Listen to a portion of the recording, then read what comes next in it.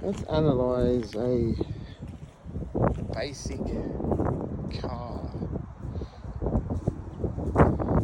Just got burnt about a month or two ago. So everyone's put their 2 cents in, taken their 2 cents out, and ripped out whatever they can.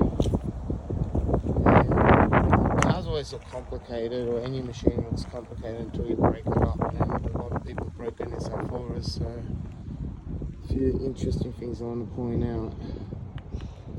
I'm no car expert, but look, got the steering column there, steering wheel was there, right? Goes down to there, don't know where it goes, I'm not a mechanic. And then you got something over there, I think it's glove box.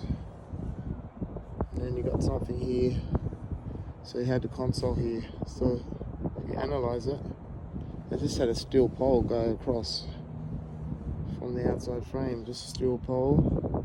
And then these other things spring off it. Interesting, the chairs just are bolted on, they slide. Same thing with the back seat. Got the connection on each side. It's really simple. The wheel well, yeah, pretty simple. It's all tacked on there. Door. It looks simple when it's broken up like this. Even the spot welds on the bonnet. So you've got an underside piece like this with spot welds here, and that's welded on top.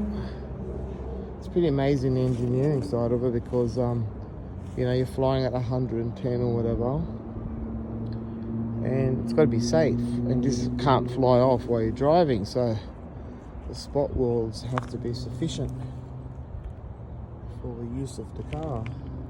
If you look at it, there's not many joins really. They're all scattered, these spot welds. I dare say they might have had something on the lip a bit, something that turns and overlaps maybe. But there's not much fixing, so the spot welds have to be engineered and done well. Let's look at the engine. Don't understand it. Bumper bar. Just main things bolted onto each other, like a house.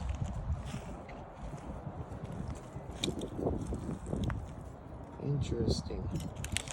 I was talking to my son Darian, and he told me about cars, and I said, what happened to sedans? Why are they making sedans anymore? What's these stupid hatch things? These wussy cars that make hatches. And even gym junkies, tough guys driving these little things. And I think, what happened? Like 70s and 80s and 60s, they had big tanks. We had Ford Premiers and, you know, hectic cars, Holdens. You know, they were real cool cars. Now they got these hatch things. And I said to my son, why don't we have sedans, you know, the boot, the bonnet? So he said, oh, it's about, you know, efficiency and all this when they make stuff. You know, if you have a boot at the back there, you got to do extra engineering, extra carrying on, extra connections. This bubble design allows you to save on materials, the cost factor, and that's why the designs have changed into these little pansy cars. Can't stand them. Better than nothing, but yeah, if I didn't have a car, I'd rather go for a ute, 4-door ute or something. But yeah, it's all about economics and money, isn't it? Things have changed. They don't make cars like they used to. They're very simply done. Not that I'm a mechanic. What else is there to comment about? For. I saw a guy about a month ago, he stripped all the copper out, and I said, oh, how much are you going to make from that? You reckon $20 on the copper of a car like this?